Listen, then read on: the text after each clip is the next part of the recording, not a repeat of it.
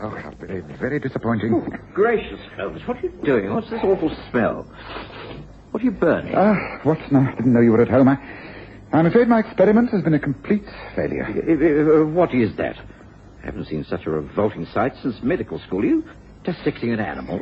Alas, yes. It's the shrunken head of a small monkey, no less. I had hoped it would be a genuine human head from Borneo, but alas, it's a fake. Most disappointing, Watson. Had this been the real article, then I might have gained a valuable clue regarding the Sarawak Frang organization. As it is, well, I failed before I've even started. Oh, really, it's too vexing for words.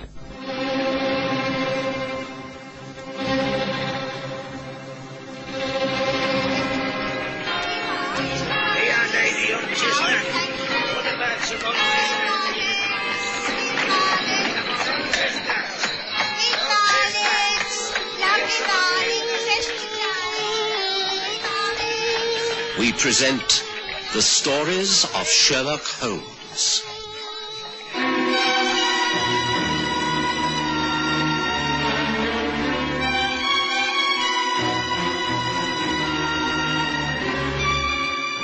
Tonight, The Shrunken Head.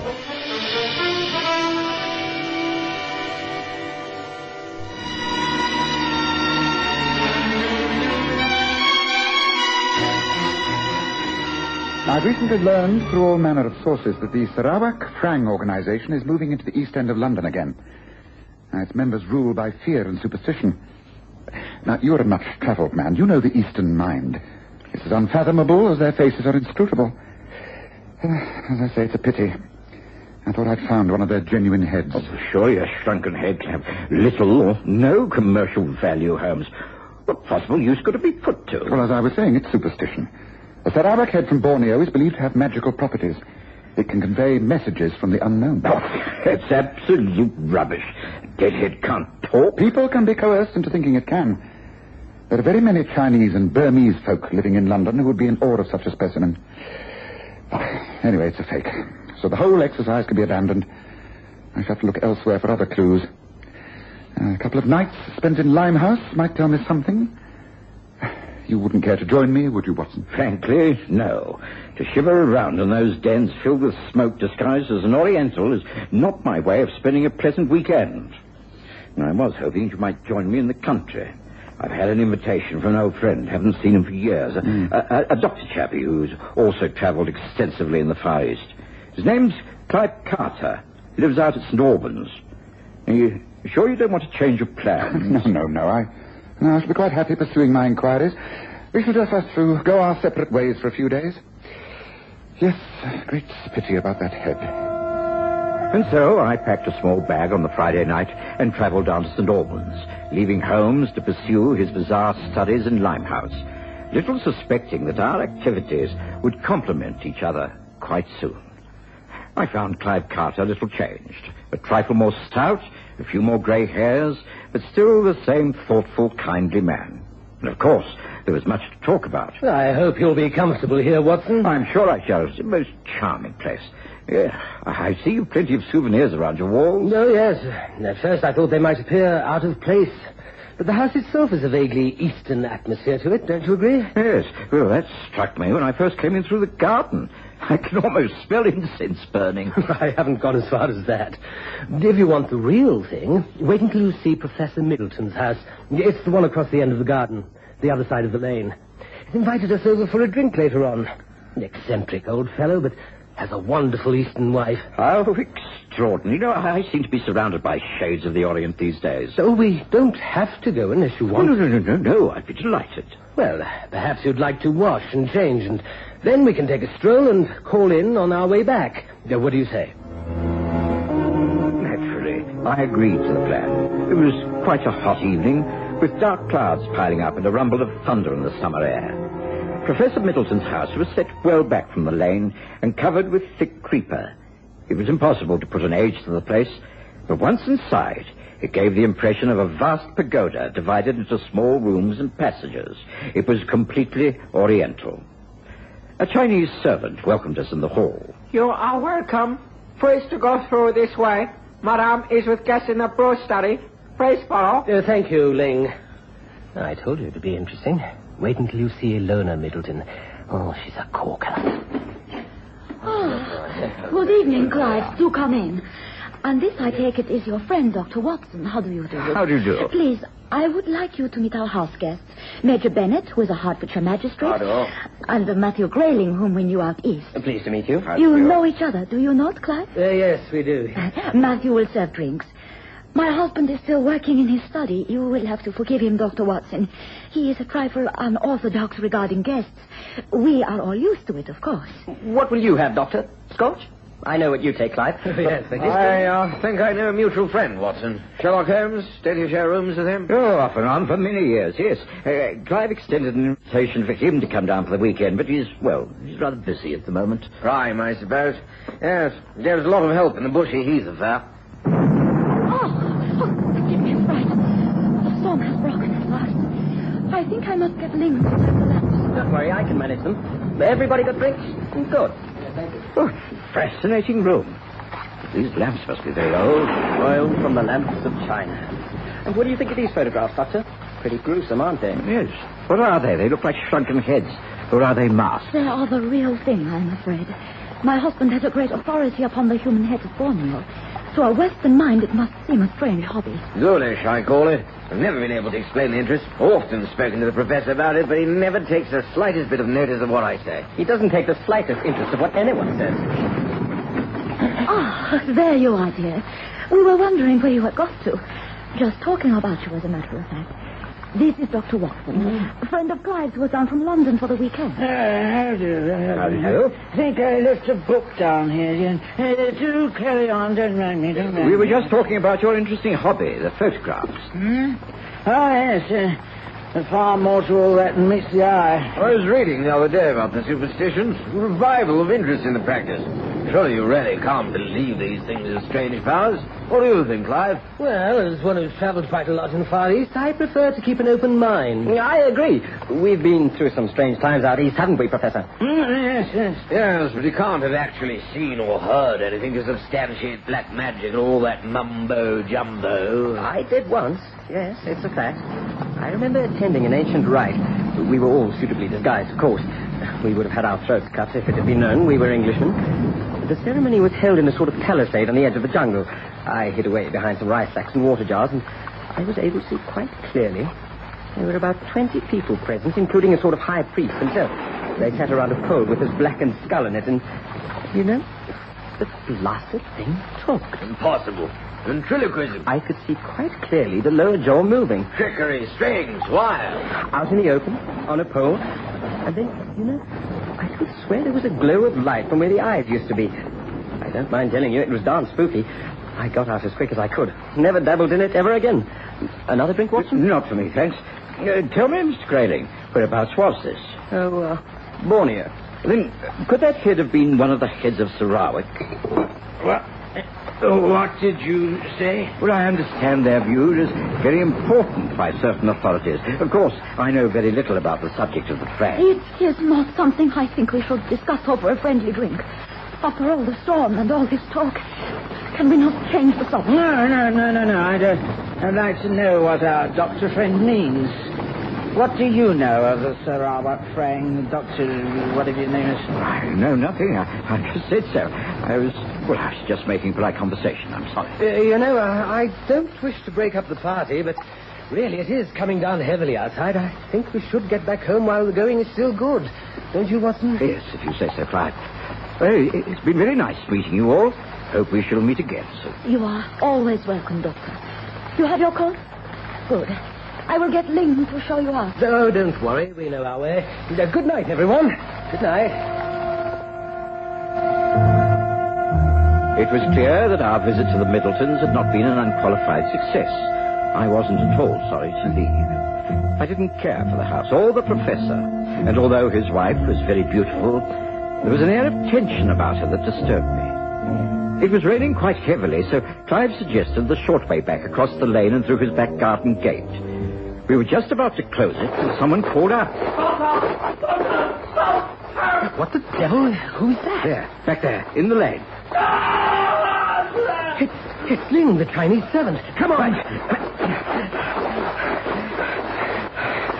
Yes, it's Ling, all right. Here, help me, Watson. Support him. Ling? No, it's no use, Clive. This man's dead.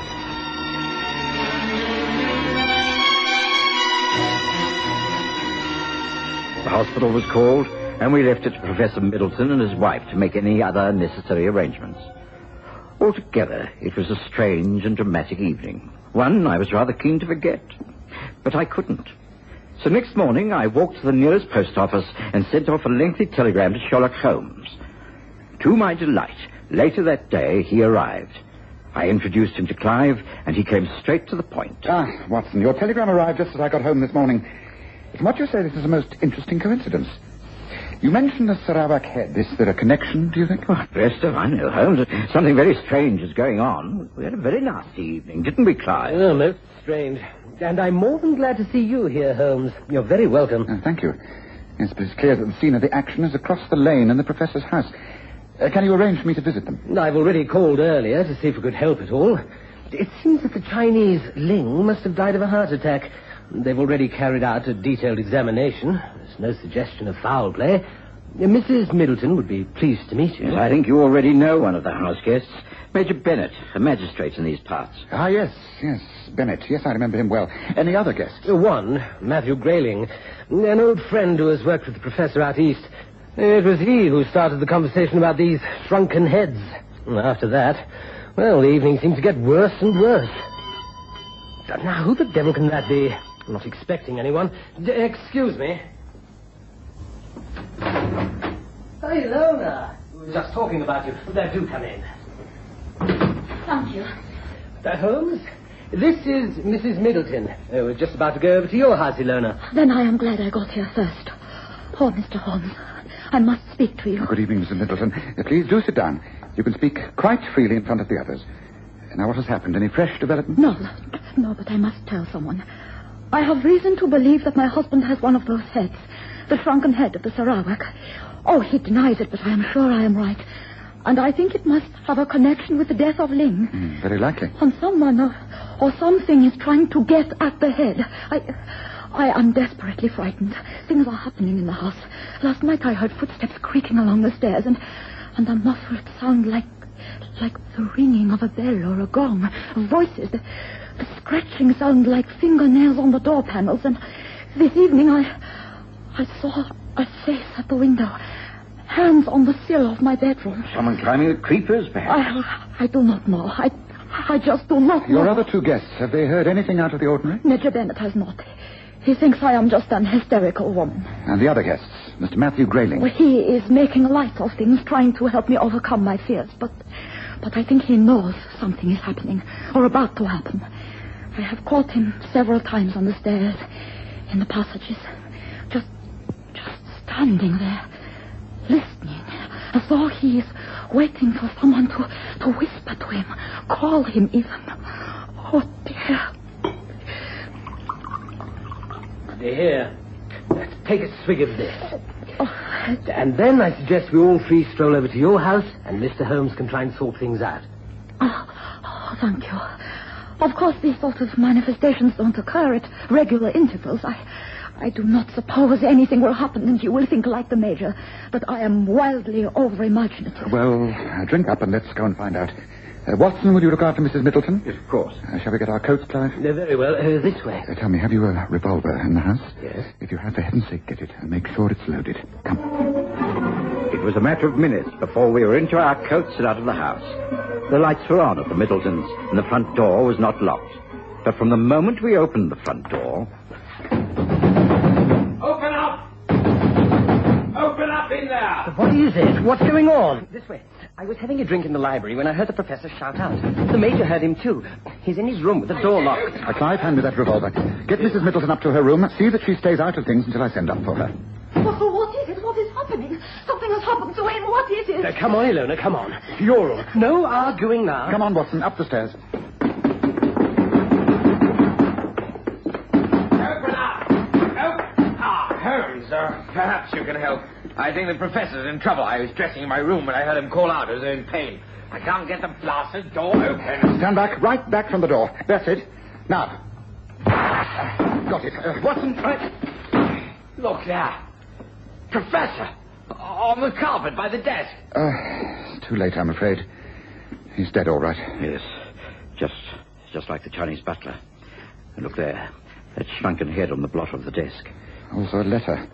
This must be written in the professor's own hand. Let me see that. Yes, that's the professor's handwriting. Yes, I think I'll take charge of these documents. I must ask you, Major, to send to the nearest police station. Take the pony and cart if necessary. Mr. Grayling, will you please join Mrs. Middleton and try to calm her? Tell her that her husband's condition is serious, but we are doing the best we can in the circumstances. Shouldn't we send to the hospital a doctor? We already have 2 within the house. Watson and Clive Carter. Please do what I say, both of you. I shall need to give this room a very close examination. It's essential that I'm not disturbed. Very well, Holmes. I know your methods. Come on, Matthew. Very well. Poor old man, and there's that blasted head sitting there staring down at him. Don't say there isn't a moral in this somewhere, Major, even if you think it's all mumbo-jumbo. Good. Watson, close that door. Prop a chair up against it. I mustn't be disturbed. Right, Holmes. Do you notice anything about the body? Anything unusual? Apart from the fact that his slippers are half off, no. No, I don't. Yes. Well, most people would think this fellow met his end through heart failure, but he didn't. He was poisoned, Watson. Poisoned? Yes. The same poison that I suspect killed the Chinese man, Ling. There, on the wall, a small bamboo cylinder. There are arrows concealed in one end.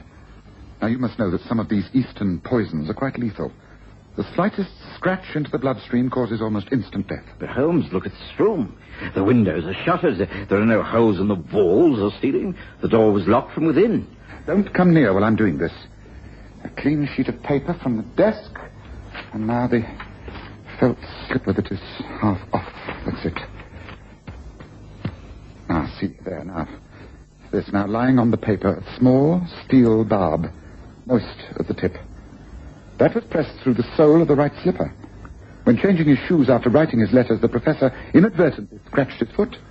Result, enormous pain, a loud cry, and sudden death. Gracious, what a diabolically clever idea. Yes, particularly if the murderer wished to establish an alibi elsewhere. May I come in? Gracious, what's going on? It's all right. Remove the chair, Watson. Right. Come, Clive, let us leave this room just as it is. There are plenty of places along these corridors where we can wait without being seen. Come on, follow me. I don't understand. Matthew says the professor is alive. He isn't. He's dead. Just one more thing before I attempt an explanation. Did you know what Mrs. Middleton did before she married her husband? I don't know. I have an idea she was a nurse. I'm not sure. Yes, that's good enough. Right, step back into this room. Is this the one occupied by Major Bennett? Yes, that's right. Splendid. He's gone for the police and can't possibly be back for some time. Come on.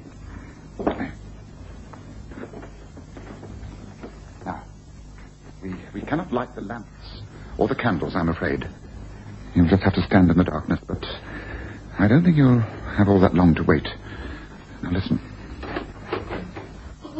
Just stay here alone and try to rest. I'm sure it's all right. I promise you I'll come back the moment I know Mr. Holmes' conclusions. He's dead. He's dead. I know he is dead. Easy now. Don't give in. You mustn't give in. Don't make a sound. Just watch. Clive? Holmes? Watson? Where are you? Clive? Holmes? What the devil is going on? Where are you? Clive? Watson? It's all right. He's going downstairs. Wait. Quiet. I'm afraid I don't understand this. Why didn't we stop, Matthew? Shh, wait. Wait and listen. Someone else in the house. The sounds Mrs. Middleton told us about. No more speaking. Come, follow me. The door to the professor's room is now wide open. A few paces. Come. No noise. Yes, Mrs. Middleton, can I help you? I tend to see for myself if he... Yes, she is dead. You need not try to conceal the slipper you are holding. The poison dart is not in it. It lies there on that slip of white paper on the desk. Oh, no. Don't go near it. You are not taking the easy way out. You have a great deal of explaining to do. Better get it all sorted out before the police arrive. Don't you think, Mrs. Middleton?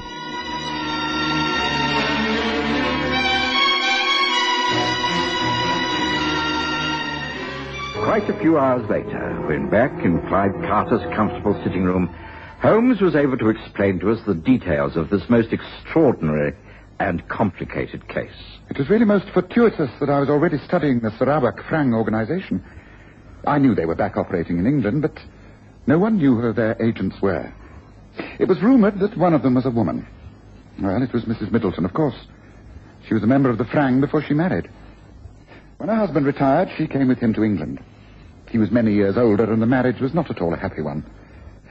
I wondered at first if Matthew Grayling was actively involved, if there could have been a romantic motive behind it all, but, well, that was not the case.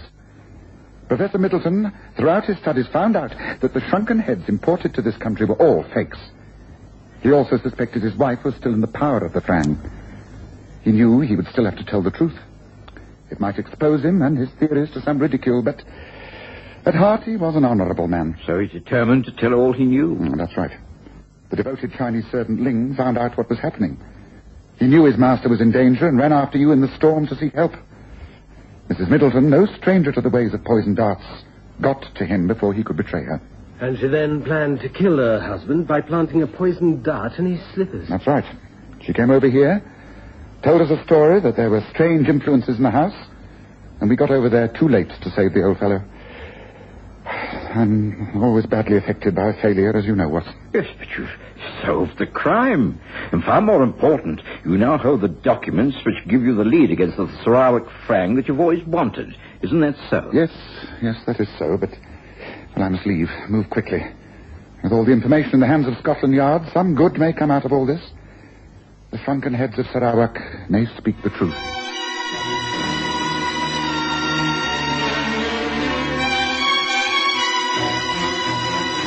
Listen again next Sunday to The Stories of Sherlock Holmes, with Graham Armitage's Holmes and Kerry Jordan as Dr. Watson.